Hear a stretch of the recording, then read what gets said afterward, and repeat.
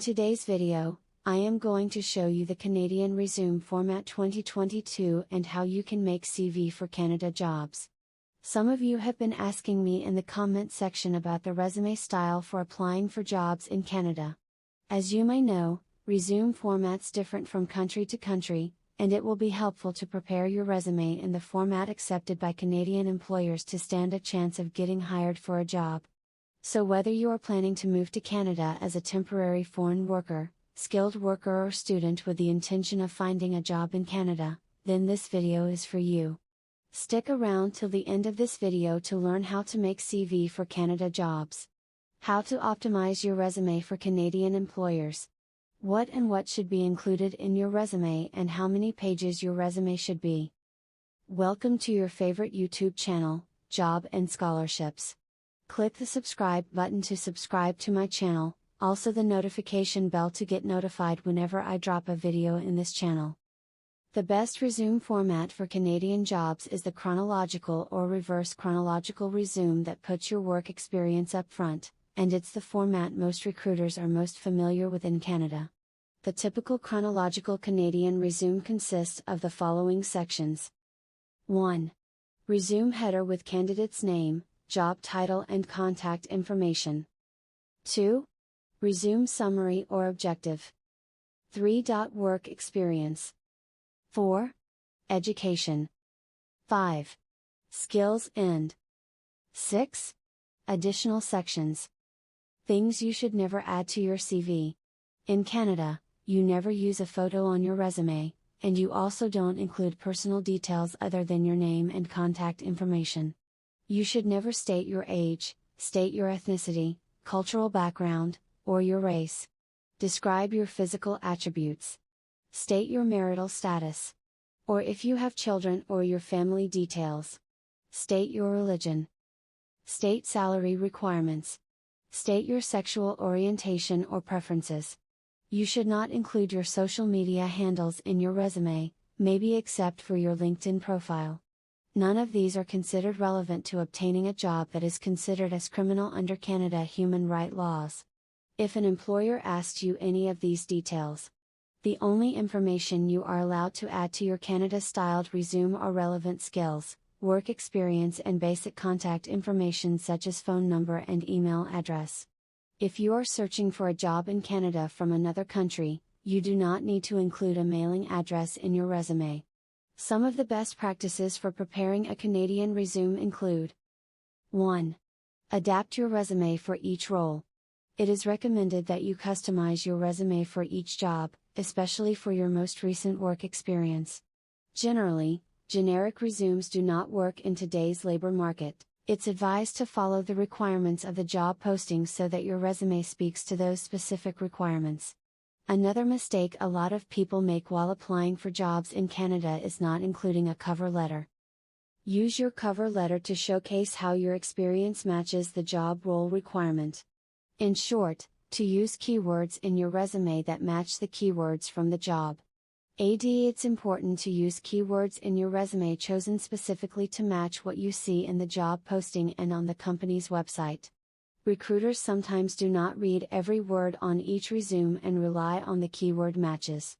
Recruiters use online tools that scan resumes to select resumes with match keywords and discard those without matching keywords in them. Enhance your resume by using as many keywords as you can, but do not make up experiences just to use keywords. 2. List your work experience. This is the most important part of your Canadian resume. Most employers prefer their candidates to have work experience, so you need to get the work experience section right, that your current or most recent position at the top of the order. Begin with the basics: your job title, employer's name and location and dates of employment. They include a few of your responsibilities and how long you work there. If you ever have to prepare a resume with no job experience, you should emphasize on your education instead. They include relevant internships, soft and hard skills and projects. 3. Mind the length of your resume. It is best to create a shorter resume of just 1 page long, especially if you are a junior professional, fresh out of school, where you are applying for a job with no experience depending on your seniority level. If you have more years of experience, Then it is okay to have a resume of 2 to 3 pages if you need it. 4. Mention your education. Use this section to list your degree, your school and its location, and your graduation date or expected graduation date if you are still studying. Only include your GPA on your resume if you've just graduated and it's 3.5 or above. And another thing you can include in your education section if you've just graduated, is relevant coursework and extracurricular activities.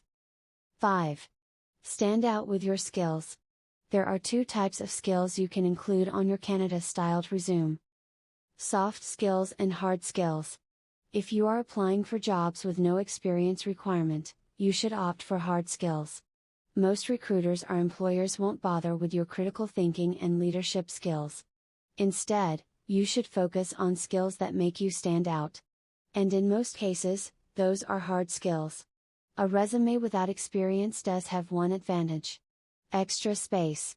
Use this space to create other sections that highlight how awesome you are. Some of the best options to include in this section include hobbies and personal interests, foreign languages, certifications and licenses, projects, volunteer work, publications and achievements and awards. And there's no need to add references to your resume or even to write references available upon request. If an employer needs your references, they'll ask for them later on in the recruitment process.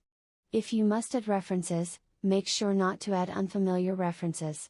Make sure the references you select are familiar with your work. It's best to use someone who has worked with you or observed you at work for at least 2 years. Make sure the references you provide will be available when your Canadian employer recruiters contacts them. Your references need to be comfortable with answering reference check questions. This is why it is important to use only people you can trust and have good working relationship with that. A cover letter in your resume. Always add a cover letter to your CV. The cover letter is meant to enhance your resume and show the employer why you are the best fit for the job opening. In my next video, I will teach you how to write a Canadian-style cover letter that can help you land your dream job in Canada.